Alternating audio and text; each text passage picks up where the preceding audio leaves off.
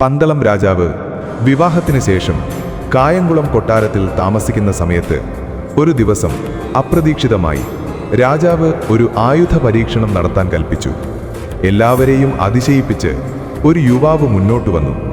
അപരിചിതനായ ഒരു യുവാവ്. എന്നാൽ കൊട്ടാരത്തിലെ ഭടന്മാരെ എല്ലാം പരാജയപ്പെടുത്തി അവൻ ഓരോ പരീക്ഷണവും വിജയിച്ചു. രാജാവ് അവനോട് ചോദിച്ചു, നിനക്ക് എന്താണ് സമ്മാനം വേണ്ടത്? അപ്പോൾ അവൻ പറഞ്ഞു, എൻ്റെ വില്ലിൽ നിന്ന് എയ്യുന്ന ഈ ശരം വന്നു പതിക്കുന്ന സ്ഥലവും അതിൻ്റെ ചുറ്റുമുള്ള ഭൂമിയും കരമൊഴിവാക്കി എനിക്ക് കൽപ്പിച്ചു തന്നാൽ മതി. രാജാവ് സമ്മതിച്ചു. അങ്ങനെ അവൻ ശരമെയ്തു. ഒടുവിൽ അത് വന്നു പതിച്ചത് 3 വശവും ജലത്താൽ ചുറ്റപ്പെട്ട ഒരു അത്ഭുതകരമായ തുരുത്തിൽ. അങ്ങനെ ശരം വീണ സ്ഥലം കണ്ടെത്താനായി രാജാവും ഭടന്മാരും ആ യുവാവും ചേർന്ന് യാത്രയായി.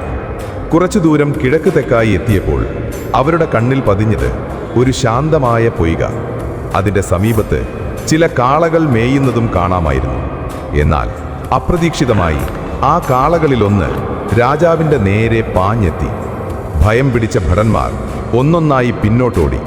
പക്ഷേ അഭ്യാസിയും ധീരനുമായ അവൻ പാഞ്ഞെത്തിയ കാളയെ നേരിട്ടു. കാളയെ കീഴ്പ്പെടുത്തി രാജാവിൻ്റെ ജീവൻ രക്ഷിച്ചു. ആ ദിവ്യ സംഭവം നടന്ന സ്ഥലം ഇന്നും കാളകുത്തും പൊയ്ക എന്ന പേരിൽ അറിയപ്പെടുന്നു. അവർ വീണ്ടും മുന്നോട്ട് നടന്നു. ശരം പതിച്ച തുരുത്തിന്റെ സമീപമെത്തി. എന്നാൽ തടാകം മുറിച്ചു കടന്നാലേ അവിടെ എത്താനാകും. രാജാവിനൊപ്പമുണ്ടായിരുന്ന ആ യുവാവ് ഒരു പൊങ്ങുതടിയിൽ രാജാവിനെ കയറ്റിവിട്ടു. കരയിൽ കാൽ വെച്ച രാജാവ് തിരിഞ്ഞു നോക്കിയപ്പോൾ അവനെ കാണാനില്ല.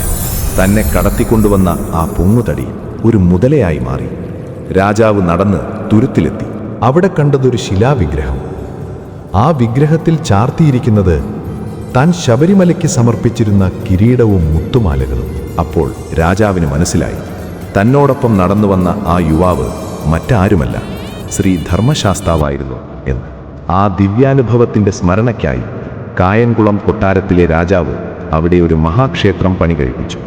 ഇന്ന് ഭക്തർ ദർശനം നടത്തുന്ന വിശ്വാസത്തിൻ്റെ പ്രതീകം, ശാസ്താവിൻ്റെ കരുണയുടെ ജീവനുള്ള തെളിവ്, ശാസ്താകോട്ട ശ്രീ ധർമ്മശാസ്താ ക്ഷേത്രം.